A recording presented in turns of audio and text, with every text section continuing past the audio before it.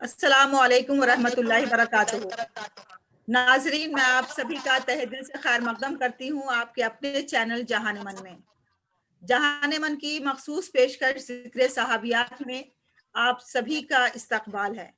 آج ہم بات کریں گے حضرت شفا رضی اللہ عنہا کی، اور اس خاص شخصیت پہ بات کرنے کے لیے ہمارے ساتھ یہاں موجود ہیں محترمہ مسرت ناز صاحبہ، جو آپ کو ہر ہفتے ویڈنسڈے کے دن کسی نہ کسی صحابیات سے متعارف کراتی ہیں اور ان کی زندگیوں کے بارے میں بتا کر ہماری زندگیوں کو منور کرتی ہیں۔ محترمہ مسرت ناز صاحبہ، میں آپ کا شکریہ ادا کرتی ہوں اور آپ کا بہت بہت خیر مقدم ہے۔ السلام علیکم ورحمۃ اللہ وبرکاتہ، نحمدہ ونصلی علی رسولہ الکریم، اما بعد، فاعوذ باللہ من الشیطان الرجیم، بسم اللہ الرحمن الرحیم، رب اشرح لی صدری ویسر لی امری واحلل عقدۃ من لسانی یفقہوا قولی، رب زدنی علما، رب زدنی علما، رب زدنی علما والحقنی بالصالحین، اللہم فقہنا فی الدین، اللہم فقہنا فی الدین، اللہم فقہنا فی الدین۔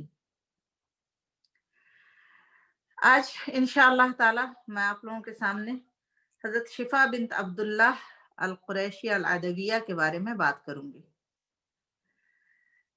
الشفا بنت عبداللہ العدویہ مکہ میں پیدا ہوئی۔ ان کا اصل نام لیلہ تھا، لیکن انہیں الشفا کے نام سے پکارا جاتا تھا۔ الشفا بنت عبداللہ ایک بہترین تعلیم یافتہ خاتون تھیں۔ کہا جاتا ہے کہ وہ اسلام کی پہلی خاتون ہیں جو ایک ٹیچر تھیں۔ چونکہ وہ پڑھی لکھی تھیں، اس لیے انہوں نے بہت سارے لوگوں کو پڑھنا لکھنا سکھایا، خاص طور پر آپ صلی اللہ علیہ وآلہ وسلم کی زوجہ محترمہ حفصہ بنت عمر کو بھی تعلیم دی۔ الشفا بنت عبداللہ بڑی شفا بخش خاتون تھیں۔ وہ رقیہ شریعہ کے فن میں خاص ماہر تھیں۔ مدینہ منورہ میں آپ نے دوسروں کو طب کی تعلیم دی۔ آپ کے والد کا نام عبداللہ بن عبد الشمس، والدہ کا نام فاطمہ بنت ابی وہب۔ شفا بنت عبداللہ قبیلہ قریش کے خاندان عدوی سے تعلق رکھتی تھیں۔ آپ رضی اللہ تعالی عنہ کی شادی ابو حشمہ بن حذیفہ عدوی سے ہوئی تھی۔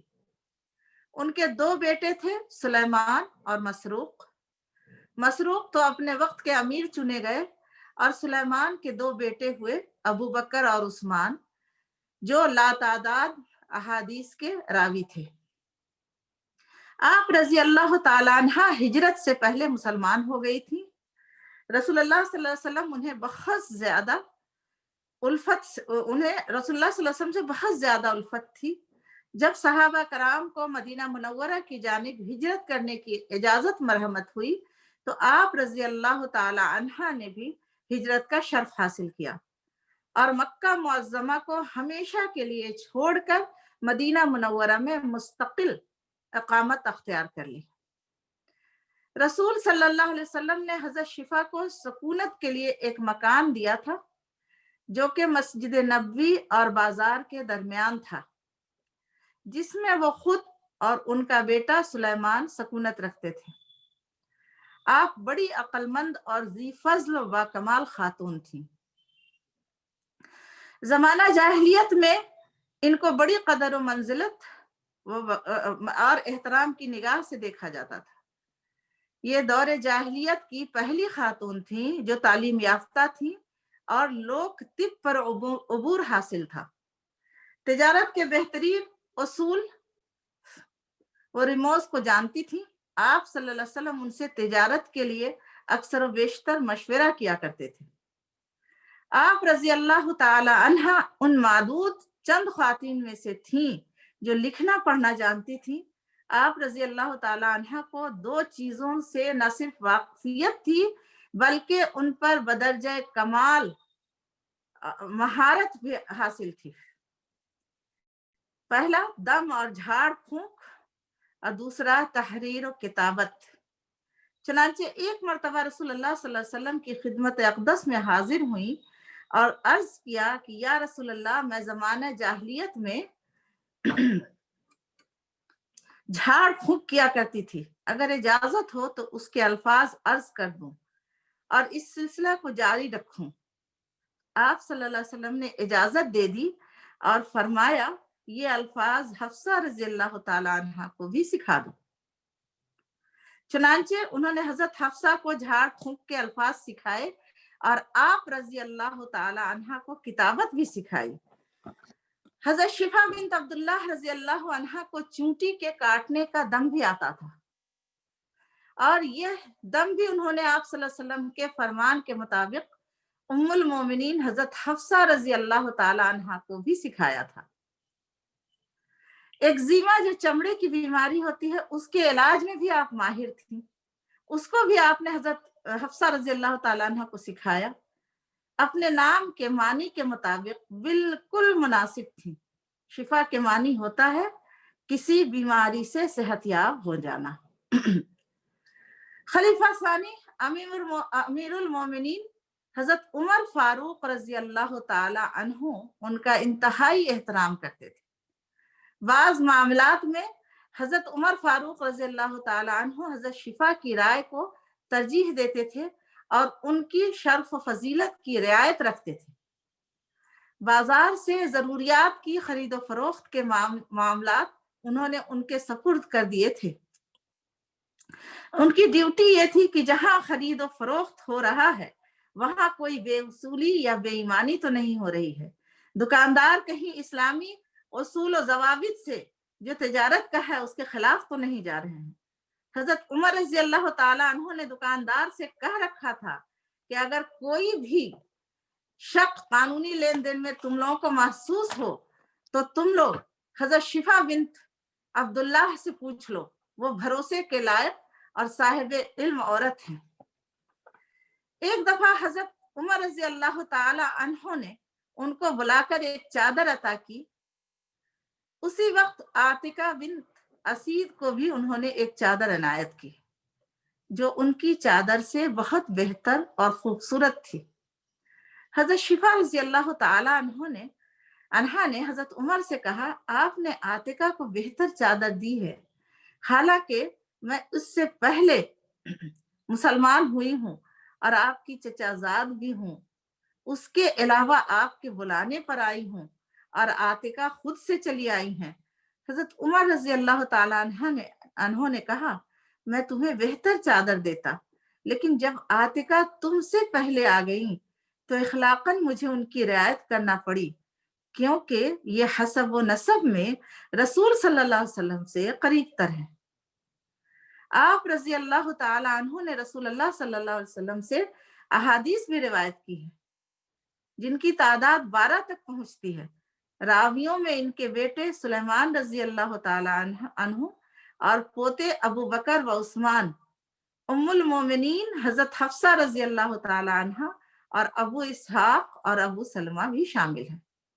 نبی کریم صلی اللہ علیہ وسلم سے انہیں غائب درجہ محبت اور عقیدت تھی۔ آپ صلی اللہ علیہ وسلم بھی ان پر بہت شفقت فرماتے تھے۔ آپ صلی اللہ علیہ وسلم ان کے مکان پر تشریف لے جاتے اور وہاں آرام فرماتے تھے۔ آپ صلی اللہ علیہ وسلم کے لیے انہوں نے علیحدہ ایک بستر اور تہبند رکھا تھا تاکہ اس میں آپ کا پسینہ جذب ہوتا رہے اور ان کو وہ بطور تبرک اپنے پاس رکھیں۔ چنانچہ ان کی زندگی میں یہ تبرکات ان کے پاس رہے۔ وفات کے بعد ان کی اولاد نے ان تبرکات کو نہایت عقیدت و احتیاط سے محفوظ رکھا۔ مروان کا دور آیا تو اس نے یہ سب کچھ ان کی اولادوں سے چھین کر اپنے قبضے میں لے لیا۔ مجموعی طور پر شفا بنت عبداللہ بہت ذہین تھی۔ ممکنہ طور پر یہ پہلی مسلمان خاتون تھی جنہوں نے عہدہ سنبھالا۔ وہ خصوصیت سے اس بات کی ذمہ داری سنبھال رہی تھی کہ تمام کاروباری طریقوں کا احکام اسلام اور اسلامی تعلیمات اور اقدار کے ساتھ ہو۔ الشفا بنت عبداللہ ہمارے لیے ایک بہترین رول ماڈل ہے۔ وہ واقعی ایک ناقابل یقین خاتون تھی جو معاشرے کے تقریباً ہر اہم کردار میں حصہ لیتی تھی۔ اساتذہ معاشرے کی اساس ہے، اساتذہ کے بغیر اور کوئی پیشہ نہیں ہے۔ الشفا بنت عبداللہ کی تعلیم بہت قیمتی تھی۔ ان دنوں میں تعلیم کا حصول بہت کم تھا، نہ کہ صرف پڑھا لکھا ہونا بلکہ دوسروں کے ساتھ اس کو شیئر کرنا واقعی قابل تعریف ہے۔ میڈیسین کی پڑھائی اور مشکل ترین ہے، مگر الشفا نے اس میں بھی مہارت حاصل کی۔ سیاست اور مشورے میں ان کی اعلیٰ کارکردگی نے انہیں اپنے معاشرے کا ایک انتہائی اہم اور قابل ذکر رکن ثابت کر دیا۔ اللہ تعالی ان کی ان کوششوں کو قبول فرمائے، غفور الرحیم، اور اللہ تعالی ان پر اپنی رحمت کی بارش کرے۔ وآخر الدعوان الحمد للہ رب العالمین۔ جزاک اللہ خیر محترمہ مسرت صاحبہ، آپ نے بہت تفصیل سے حضرت شفا کے بارے میں ہم سب کو جو باتیں بتائی ہیں وہ واقعتاً بہت مفید ہیں، اور اس سے سب سے بڑی بات یہ ہے کہ ہم تمام بہنوں کو ایک ترغیب ملتی ہے کہ ہماری صحابیات علم کے میدان میں، میڈیسن کے میدان میں اور تجارت کے میدان میں کافی آگے تھیں، اور حضور اکرم صلی اللہ علیہ وسلم کی طرف سے ان کو پوری اجازت تھی کہ وہ ان میدانوں میں اپنے ہنر کا کمال دکھا سکیں۔ چنانچہ آج بھی ہماری بہنیں جو اس کنفیوژن کا شکار ہیں کہ ہمیں اس طرح کی سیاسی، سماجی اور معاشرتی اور معاشی سرگرمیوں میں حصہ لینا چاہیے یا نہیں، ان کے لیے ایک بہترین مثال ہے۔ اللہ تعالیٰ ہم سب کو توفیق دے کہ ہم اپنی صحابیات کے نقش قدم پہ چل سکیں۔ آپ کا بہت بہت شکریہ۔ ناظرین، آپ کا بہت بہت شکریہ جو آپ یہ پروگرام دیکھ رہے ہیں۔ انشاءاللہ آپ کو یہ پروگرام ضرور پسند آئے گا اور آپ کی زندگی میں اس سے کچھ نہ کچھ تبدیلی ضرور آئے گی۔ اپنا رکھیں ڈھیر سارا خیال، انشاءاللہ آپ سے پھر ملاقات ہوگی، تب تک کے لیے اللہ حافظ۔ جزاک